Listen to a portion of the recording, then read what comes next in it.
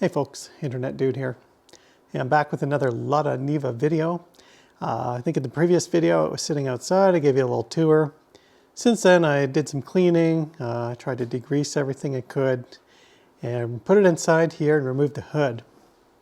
So you can see it still needs some help. The tires aren't holding air or anything, but basically what I want to do now is just check the condition of the engine, because it has been sitting for about 11 years, I think it is. What I'm hoping to do is pull out the spark plugs and use an endoscope and look in the cylinders and see what things look like. And then I'll put something in there just to help loosen up the rings. So as you can see, it's a lot cleaner under the hood than, I think you saw this before, but it used to be very, very greasy under here. Like everything was greasy, and I did kind of the best I could while the hood was still on. Definitely exposed a bit of rust. I don't know if the engine runs. I really don't know anything with the condition, but let's pull the plugs and check things out.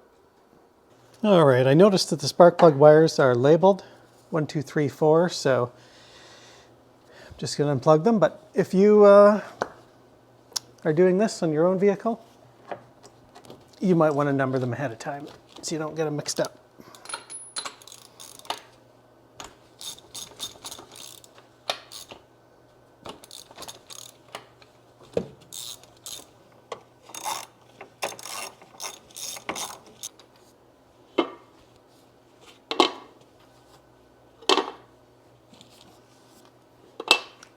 In case you're wondering what spark plug is in here, it's the NGK-R BPR6EY.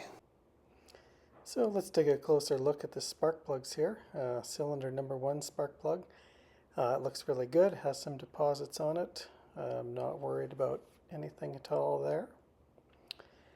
Next one here is cylinder number 2. It looks the same as number 1. Looks good, no concerns. Here we have cylinder number 3, and that also looks good, nothing to be concerned about. And here's cylinder number 4. Other than a couple little marks on the end there, there's nothing at all that I'm worried about. Here's a look at the endoscope I'm going to be using. It's a brand new one. I've only used it once before, so let's give it a try. So let's take a look at cylinder number 1. Once we get in here, we've got actually a really clear view. You can see the valves. There's one that's open, one that's closed. When you look, you can see the cylinder walls. They look good. There's a few little spots. On the piston top, you can see some carbon buildup, but that's very normal. You can see the cross hatch on the cylinder walls. A little bit of marks there as well. Overall, it looks really good in there. And we'll take a look now at cylinder number 2. We can see an open valve again, possibly the intake valve. Has some deposits on it there. Then you can see the top of the piston has some carbon. There's the other valve. Top of the piston has carbon. That's nothing to be worried about. And again, you can see the cross hatch and a bit of scoring on the cylinder wall. And here's cylinder number 3. We can see much the same here. The valves are both closed here. But again, you can see a bit of scoring on the cylinder wall. You can see the cross hatch. You can see some deposits on the piston top. So it all looks good here. And cylinder number 4. Deposits on the piston. Looks like both valves are probably closed there. A little bit of scoring and the cross hatching. So they all look the same. They all look good. I don't see any significant amounts of rust or anything to really be concerned about in any of the cylinders. And here I'm taking Marvel Mystery Oil and this special funnel that normally screws onto an oil jug. And I'm putting about 1 to 2 tablespoons of Marvel Mystery Oil in each cylinder. And if you don't have this, you could use like a combination of like acetone or automatic transmission fluid. Anything like that should work to help penetrate the piston rings. Here I am just putting the spark plug on the wire wheel on my bench grinder to clean up the carbon. Okay, so the spark plugs are all cleaned up and I just gapped them using my gapping tools. Just searched online, 0.7 millimeters or 0.028 inches.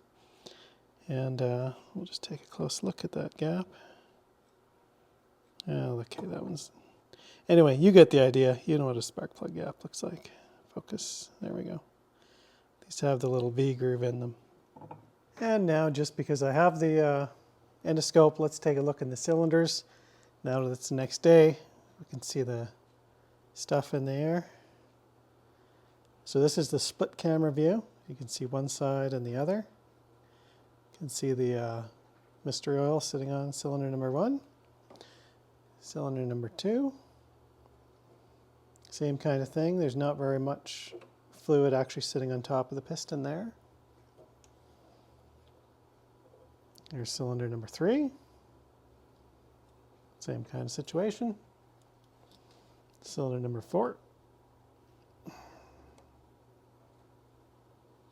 So there you go. There's a look inside the cylinders. We can put the spark plugs back in and torque them down. I always start spark plugs by hand. Don't get a tool on them other than maybe a piece of rubber hose or something, because you don't want to cross thread these. It'd be a bad day, especially when you're going into an aluminum threads on an aluminum head. I always start by hand.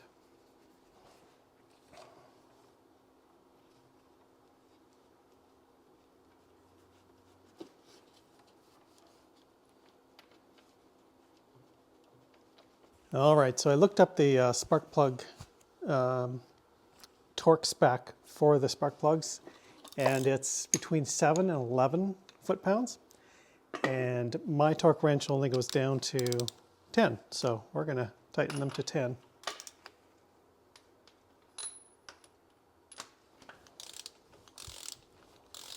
This probably doesn't really matter that much, but whatever.